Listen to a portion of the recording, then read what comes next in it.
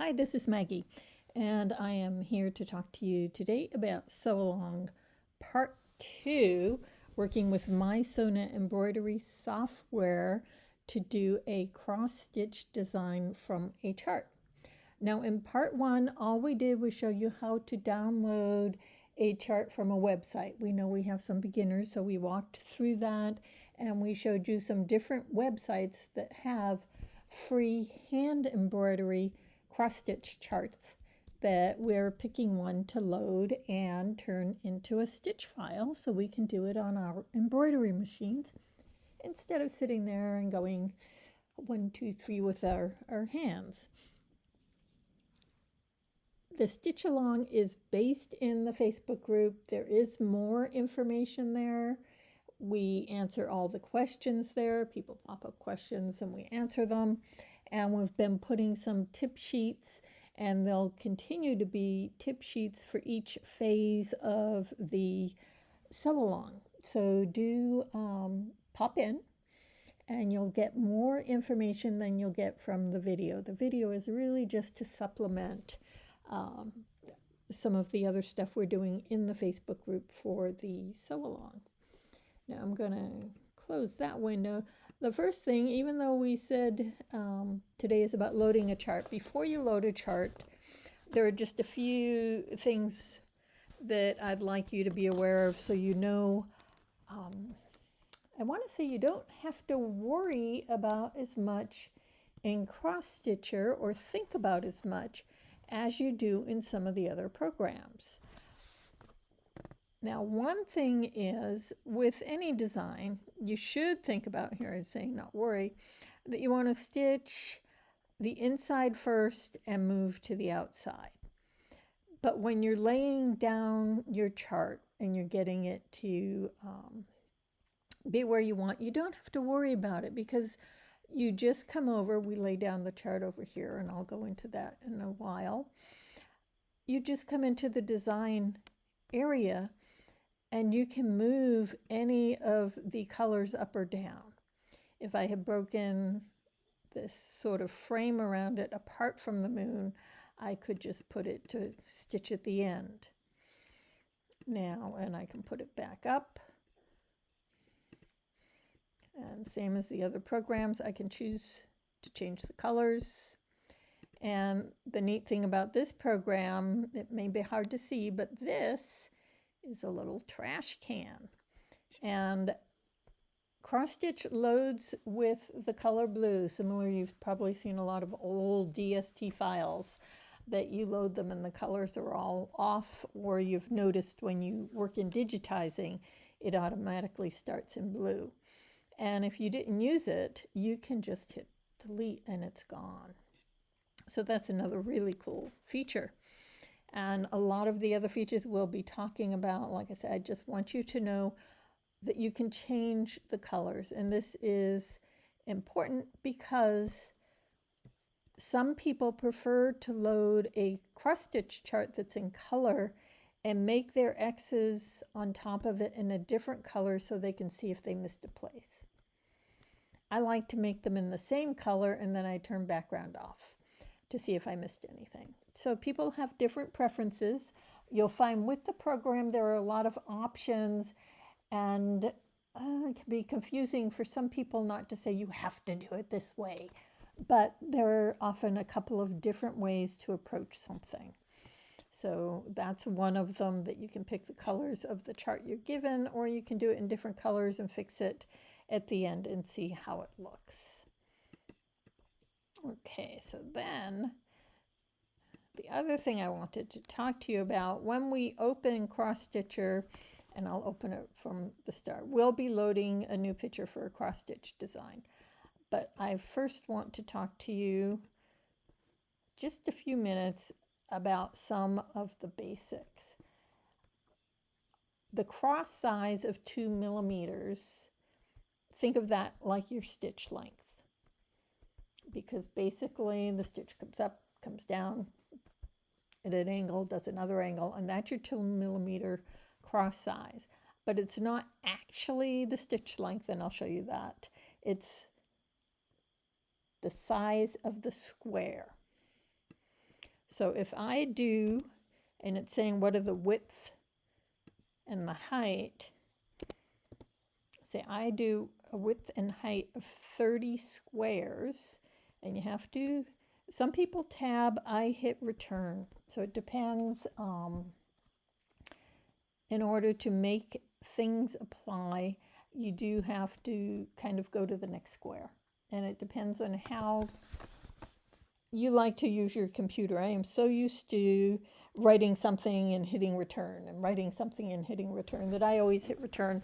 And then I've heard other people say, oh, you have to tab to get it to take. Well, return works. Return or tab, either one. So now we've set our crosses are 2 millimeter. Okay, so we're done. And this gives us our working area that we now have a chart. And again, this is not how we're loading it. It's just a little background information. Thread color came in at the blue, the X. And what two things I want to show you. One, if I do Command L, you'll see that this is coming out to 60 millimeters if I got the arrows in the right place. And that's because we have 30 blocks that are 2 millimeter size. This is 2 millimeters. Okay. So if you want a 360 hoop,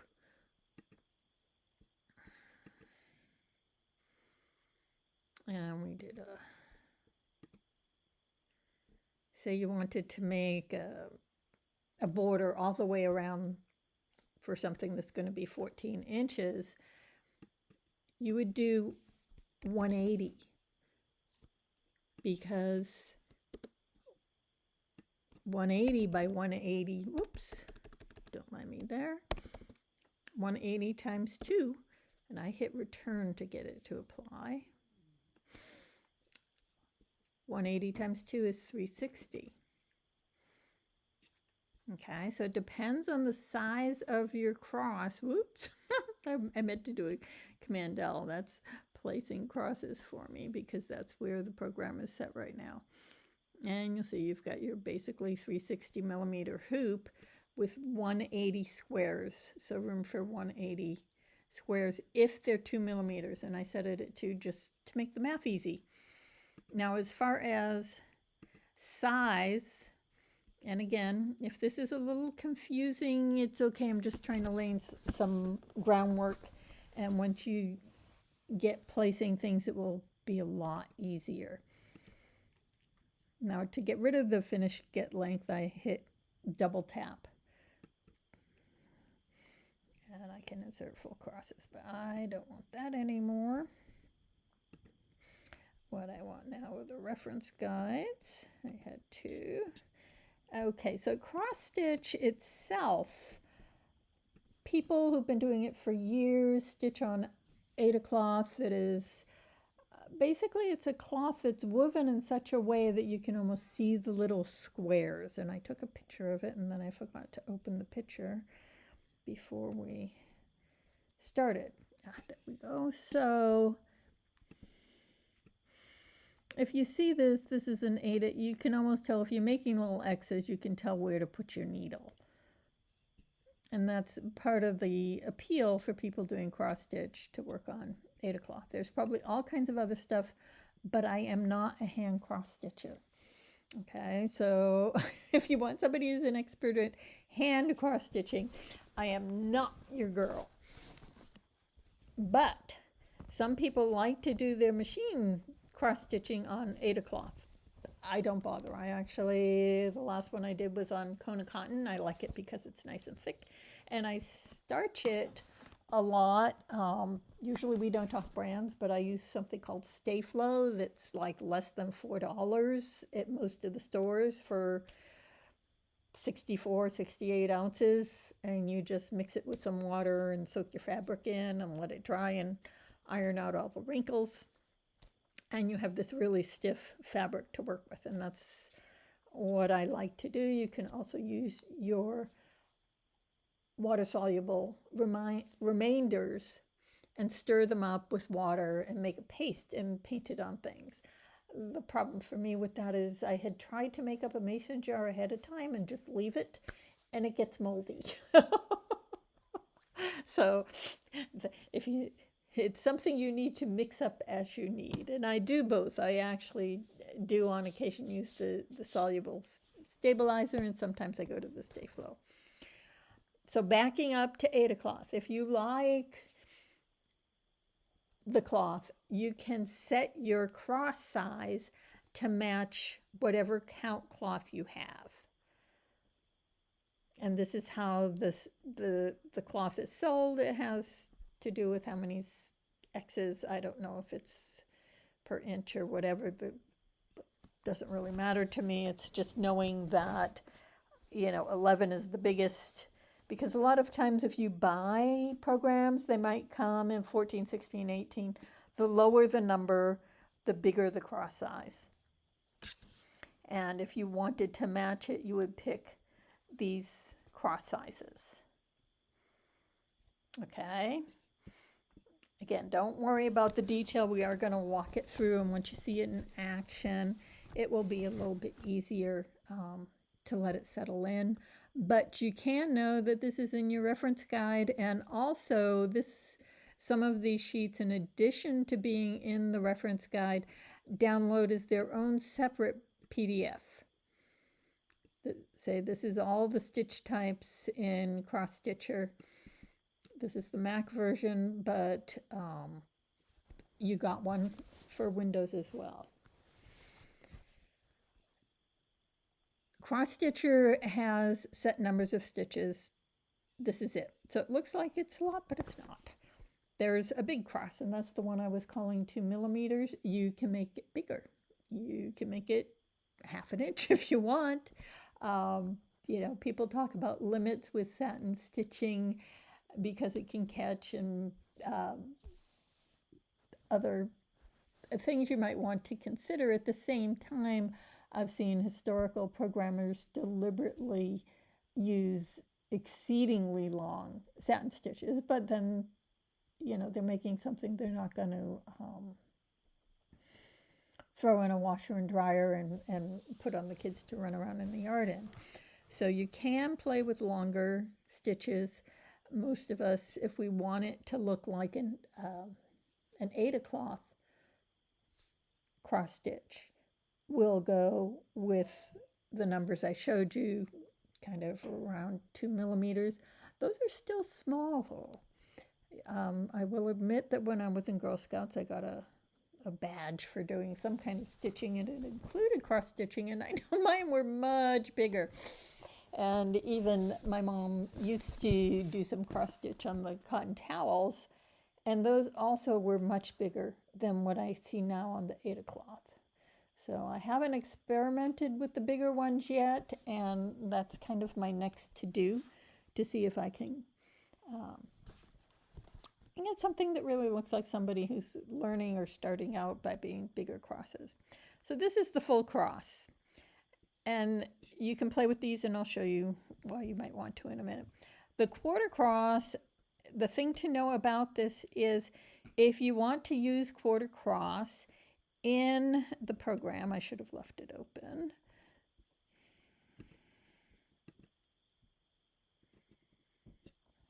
Let's make these big. So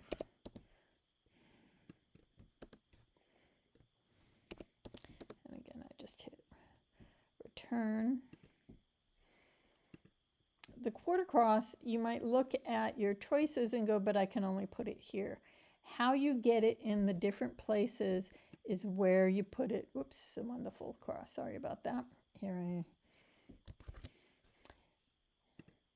is where you put it. If you put it in this corner, it's going to be there. You put it in the bottom corner, it's going to be there. Put it in that top corner there, that bottom corner there. So it all depends on, in a square, where you click. There, there, there, there. Now you'd never want to make a whole X out of this unless you wanted different colors. These can make nice little additions to things. Say if I add a different color, all I have to do, you know, if you're trying to make a beak a color and have the rest of it be something else, you can do parts of a cross in different colors, and you can also add little bits. So that's kind of where you want that. And it works the same with the mini cross. It depends on where you put it.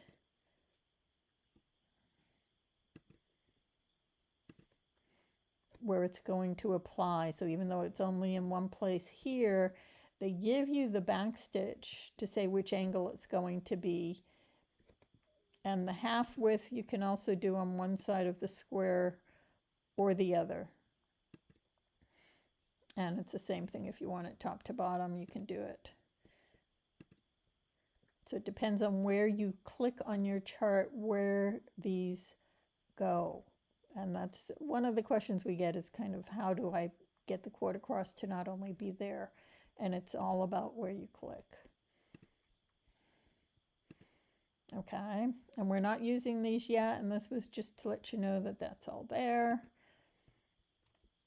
That when you talk about stitch types, and we did the mini, and there's half heights. The other thing to be aware of is the standard backstitch is going to be a whole square,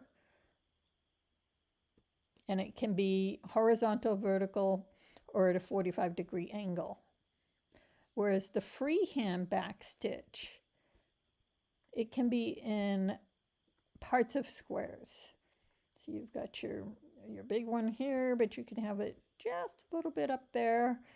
So it will do smaller parts. So if you're doing a line to look like hand stitch, you want a freehand backstitch. The standard backstitch is great for outlining, which helps to highlight your design. And when you see them, it will make more sense. And this, luckily, you don't have to choose each one of these. It's just freehand backstitch, and where you draw, the program will automatically pick whichever of these go. So you don't have to worry about all that. And the French knots can be in the center of the square, on a line, or on a corner. If it's on a line, it's in the center or in the corner. So that's just showing you, like, you can't put one there. That it's going to, this is where a French knot will place itself on a square. Okay, and that's in your stitch guides. And again, you can come into the group and ask questions. And when we use these on a chart, it will make more sense.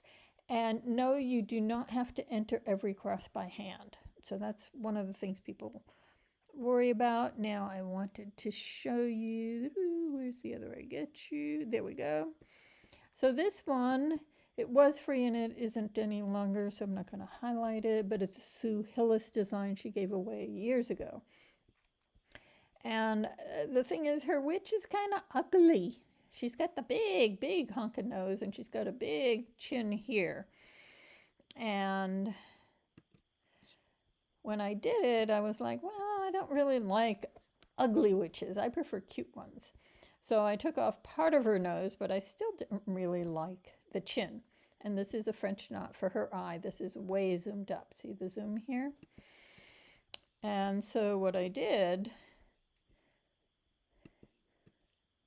oops, didn't mean to unzoom. Sorry about that. Whoop.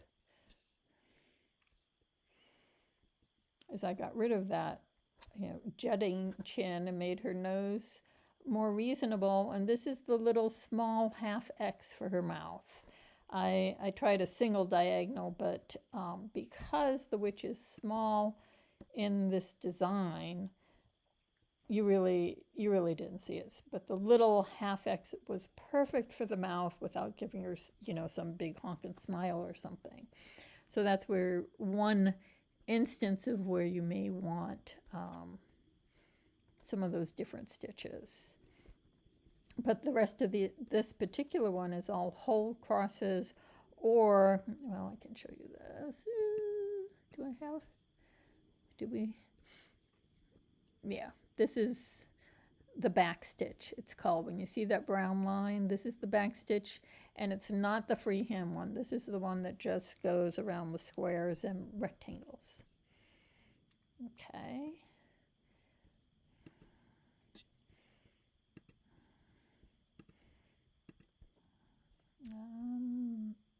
Then, let's see, I'm going to show you Anthony Boudin. Oh, now what we need to go, I'm going to load up a bunch of these and talk about them one at a time. Not his yet. Okay. So when we get charts, you'll see there's a difference in each person who offers a chart of how they make the chart. So, oh, I didn't get, I want the, which chart back? Well, we'll wait for her for a second. This one is one of the ones, and I see this in a few different places. So I've seen this in at least 5 different places. I download where they mark the center, and then they count out, say this says 10 and this says 10. And then if it was bigger, it would be 20 and 20. And now many of the places that do them break it into 10 by 10 squares for you.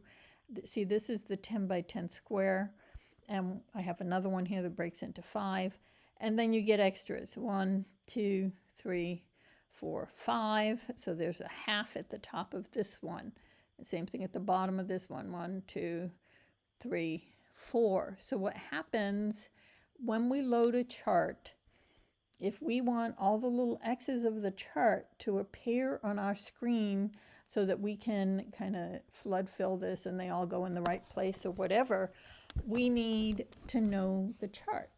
And this is the part that scares people, but it's really just counting. And some of them, you know, this one says max stitch count 31 by 31, and you can go, okay, 10, 20, and then 1, 2, 3, 4, 5, 6, 7, 8. So that one would be 28 wide.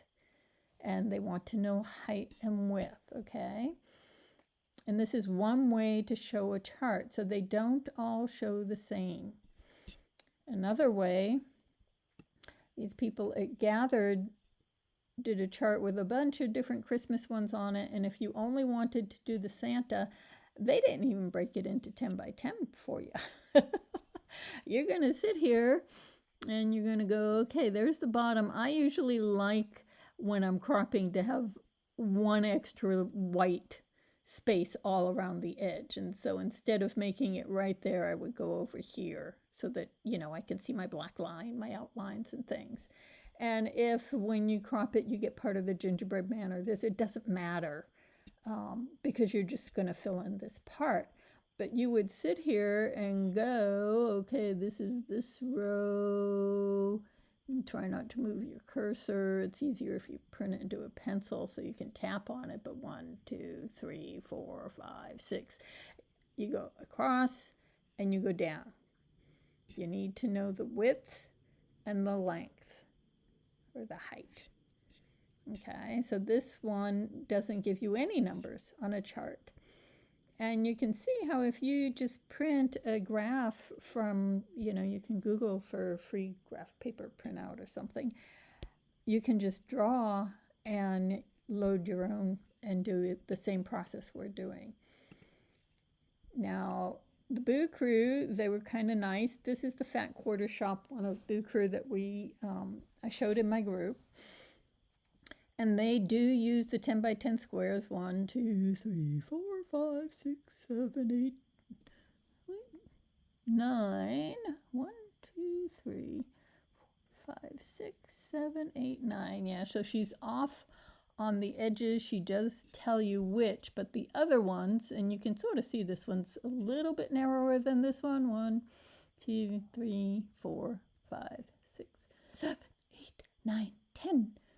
And this one is the 10 by 10. So if you were loading this chart and this came in 3 pieces, you'd kind of go 10, 20, 30, 40, 50. Now, how they did it is this gray part was overlapped. So you don't want that because in our program, you don't need to overlap stitches. You know, even if you do the chart in pieces, you don't want X's to have to sit on top of X's. You want your charts to line up. And you can do that in embroidery. You can get them really close. So you would count this, 1, 2, you would crop it up to this gray line and count this 1, 2, 3, 4, 5, 6, 7, and it is 10 high. So 7, 8, 1, 10, 20, 30, 40, 50, and 7, and 9, and 66, I think. And that might have been it. I should check the one I did. But this is how you do it, and it doesn't have to be confusing. You just want to know in your chart how many squares and how many squares. And you can zoom in and blow it up on your computer if you need to do that. Just be careful when, say, this looks like a 10 by 10, but it's not quite. So the edges on a lot of the charts, they'll make the middle the 10s when they do it, and then the edges are where they change it. Now the Anthony Boudin one, what she did is she broke her blocks into 5 by 5. And instead of starting in the center and going out, 10, 5, 5, 5, 5, she started over here and gives you all the way across. And the reason here, and let's see, I zoomed in for you. One of them, I should have a third one. Where's Boudin? Pick 3. Okay, I'll find that in a second. Because what she did, the 86 by 85, she does tell you, but it's always a good point to check, is that this is not 8,000. This is 85 to end at the 5, and then she says 86. Here I am pointing to my screen with my finger, which you can't see. But this is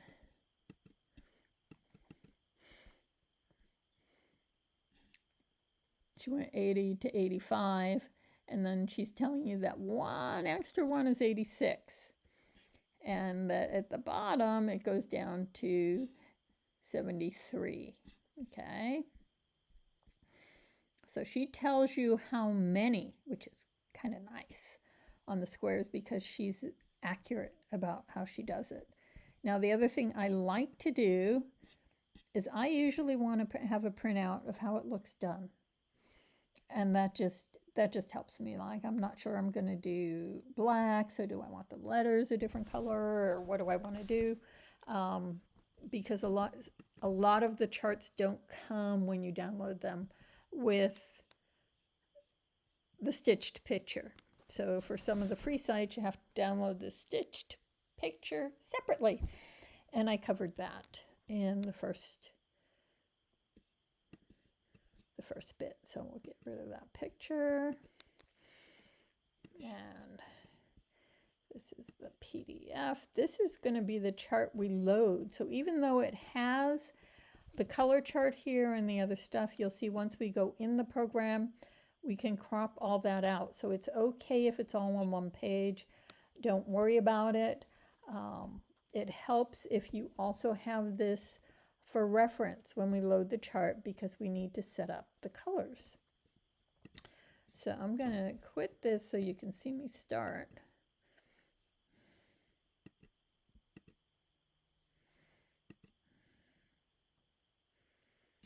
And when we start, we are loading a picture for a new cross-stitch design. The picture is the chart, but it could also be, like I said, you could draw on graph paper and have your own picture. So we're loading a picture for a new cross design. If you're loading a photo and you want a quick cross stitch from the program, you do quick cross stitch. Okay, but for a new cross stitch design, we're loading a picture, even though you might be thinking, but I'm loading a chart. Let's see, it's under.